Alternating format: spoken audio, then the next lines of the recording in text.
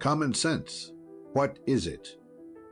One beautiful evening, Yoritomo Tashi was strolling in the gardens of his master Lang Ho, listening to the wise counsels which he knew so well how to give in all attractiveness of allegory, when suddenly he paused to describe a part of the land where the gardener's industry was less apparent. Here, parasitic plants had by means of their tendrils crept up the shrubbery and stifled the greater part of its flowers. Only a few of them reached the center of the crowded bunches of the grain stalks and of the trailing vines that interlaced the tiny bands which held them against the wall. One plant alone, of somber blossom and rough leaves, was able to flourish even in close proximity to the wild verdure. It seemed that this plant had succeeded in avoiding the dangerous entanglements of the poisonous plants because of its tenacious and fearless qualities. At the same time, its shadow was not welcome to the useless and noxious creeping plants. "Behold, my son," said the sage, "and learn how to understand the teachings of nature. The parasitic plants represent negligence against the force of which the best of intentions vanish. Energy, however, succeeds in overcoming these obstacles which increase daily. It marks out its course among entanglements, and rises from the midst of the most encumbered centers, beautiful and strong. Ambition and audacity show themselves also after having passed through thousands of difficulties and having overcome them all. Common sense rarely needs to strive. It unfolds itself in an atmosphere of peace, far from the tumult of obstructions and snares that are not easily avoided. Its flower is less alluring than many others, but it never allows itself to be completely hidden through the wild growth of neighboring branches. It dominates them easily, because it has always kept them at a distance. Modest but self-sustaining, it is seen blossoming far from the struggles which always retard the blossoming of plants, and which render their flowering slower and at times short-lived. A most absurd prejudice has occasionally considered common sense to be an inferior quality of mind. This error arises from the fact that it can adapt itself as well to the most elevated conceptions as to the most elemental mentalities. To those who possess common sense is given the faculty of placing everything in its proper rank. It does not underestimate the value of sentiments by attributing to them an exaggerated importance.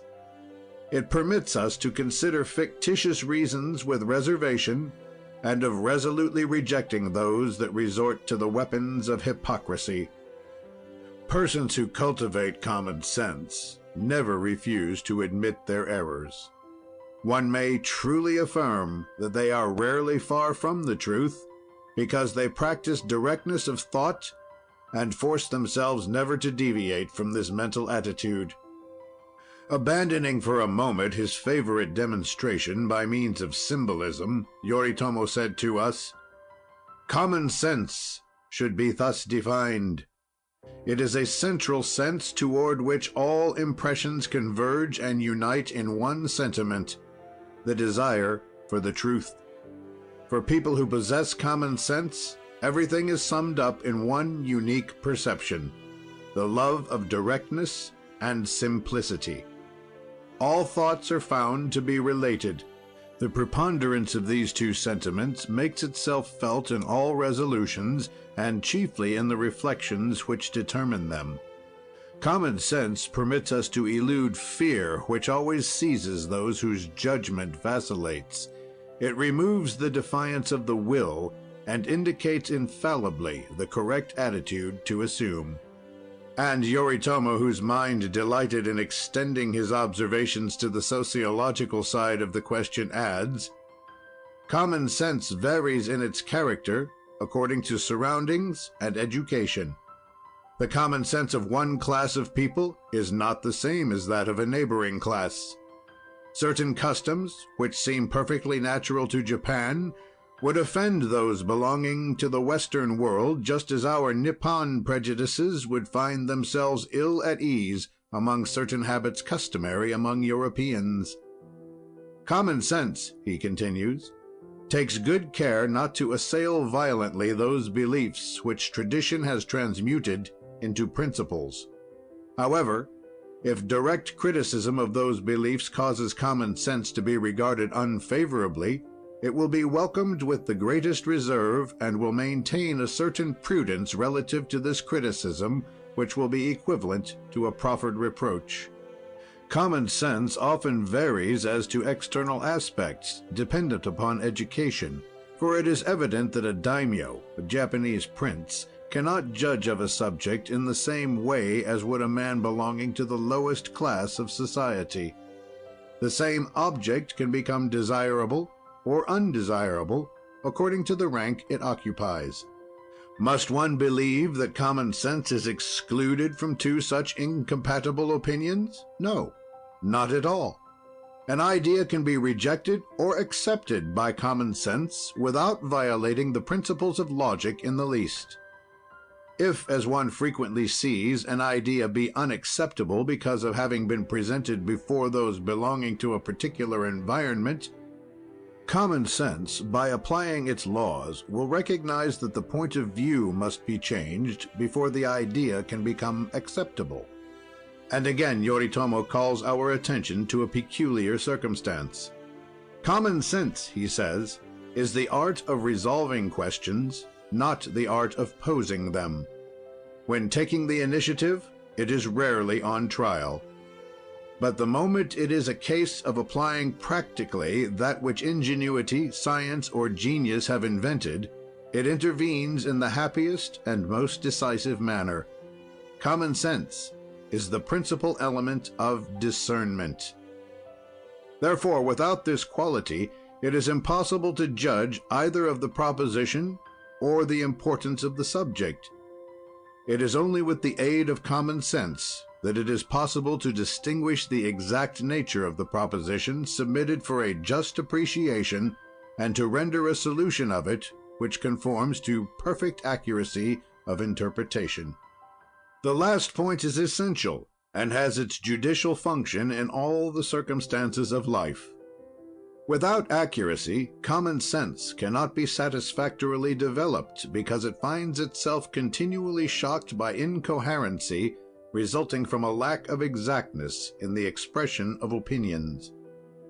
If we wish to know what the principal qualities are which form common sense, we shall turn over a few pages, and we shall read, "Common sense is the synthesis of many sentiments, all of which converge in forming it. The first of these sentiments is reason. Then follows moderation. To these one might add the faculty of penetration, the quality of consistency, then wisdom, which permits us to profit by the lessons of experience. A number of other qualities must be added to these in order to complete the formation of common sense, but although important, they are only the satellites of those we have just named. Reason is really indispensable to the projection of healthy thoughts. The method of reasoning should be the exhaustive study of minute detail, of which we shall speak later. For the moment, we shall content ourselves by indicating along the broad lines of argument what is meant by this word, reason. Reasoning is the art of fixing the relativeness of things. It is by means of reasoning that it is possible to differentiate events and to indicate to what category they belong. It is the habit of reasoning to determine that which it is wise to undertake, thus permitting us to judge what should be set aside. How could we guide ourselves through life without the beacon light of reason? It pierces the darkness of social ignorance. It helps us to distinguish vaguely objects heretofore plunged in obscurity, and which will always remain invisible to those who are unprovided with this indispensable accessory, the gift of reasoning. He who ventures in the darkness and walks haphazard finds himself suddenly confronted by obstacles which he was unable to foresee. He finds himself frightened by forms whose nature he cannot define, and is often tempted to attribute silhouettes of assassins to branches of trees, instead of recognizing the real culprit who is watching him from the corner of the wild forest. Life, as well as the wildest wilderness, is strewn with pitfalls. To think of examining it rapidly without the aid of that torch called reason would be imitating the man of whom we have just spoken. Many are the mirages which lead us to mistake dim shadows for disquieting realities, unless we examine them critically, for otherwise we can never ascribe to them their true value. Certain incidents, which seem at first sight to be of small importance, assume a primordial value when we have explained them by means of reasoning. To reason about a thing is to dissect it, to examine it from every point of view before adopting it, before deferring to it, or before rejecting it. In one word, to reason about a thing is to act with conscious volition, which is one of the phases essential to the conquest of common sense. This principle conceded, it then becomes a question of seriously studying the method of reasoning, which we propose to do in the following manner, but first it is necessary to be convinced of this truth. Without reason, there is no common sense. Yoritomo teaches us that although moderation is only of secondary importance, it is still indispensable to the attainment of common sense.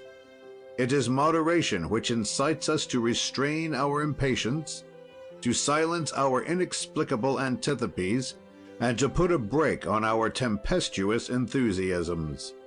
Can one judge the aspect of a garden while the tempest is twisting the branches of the trees, tearing off the tendrils of the climbing vines, scattering the petals of the flowers, and spoiling the corollas already in full bloom?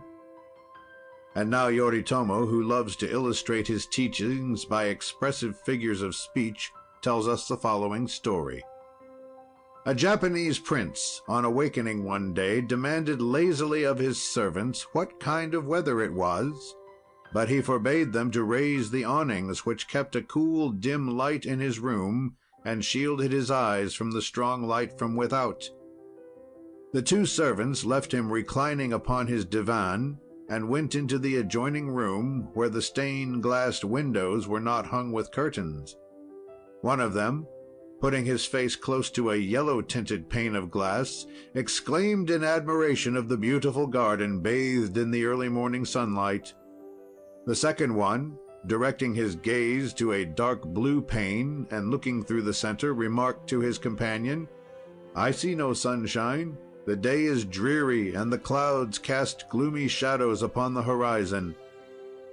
Each one returned to relate their impressions of the weather, and the prince wondered at the different visions, unable to understand the reason. "There," concluded the shogun, "that is what happens to people who do not practice moderation. Those who see things through the medium of enthusiasm refuse to recognize that they could be deprived of brilliancy and beauty. The others, those who look upon things from a pessimistic standpoint, never find anything in them save pretexts for pouring out to their hearers tales of woe and misery. All find themselves deceptively allured.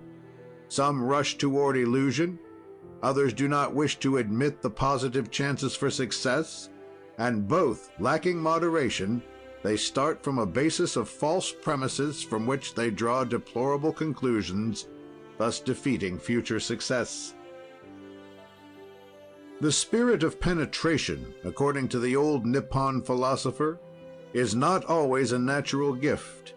It is, said he, a quality which certain people possess in a very high degree, but which, in spite of this fact, should be strengthened by will and discipline.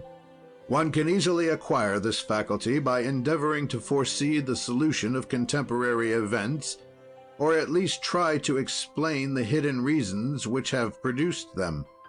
Great effects are produced many times from seemingly unimportant causes, and it is, above all, to the significant details that the spirit of penetration should give unceasing and undivided attention.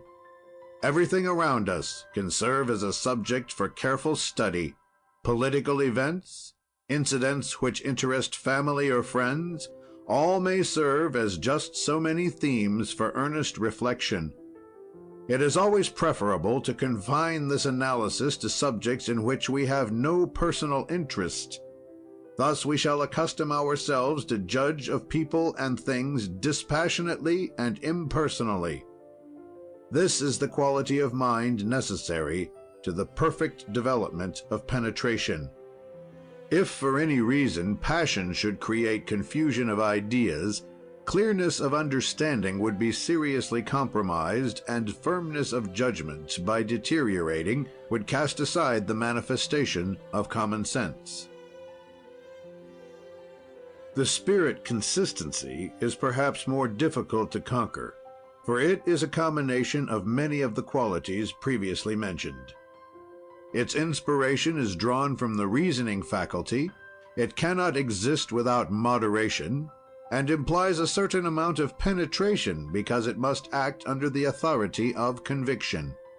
If you strike long enough in the same place on the thickest piece of iron, in time it will become as thin as the most delicate kakemono, a picture which hangs in Japanese homes.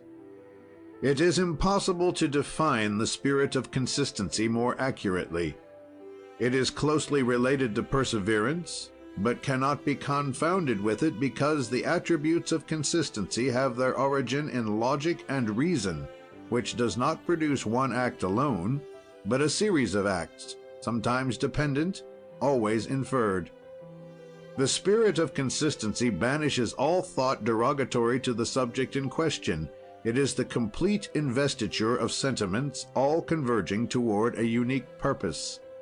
This purpose can be of very great importance, and the means of attainment multiform, but the dominant idea will always direct the continuous achievements. Under their different manifestations, and these at times contradictory, they will never be other than the emanation of a direct thought, whose superior authority is closely united to the final success.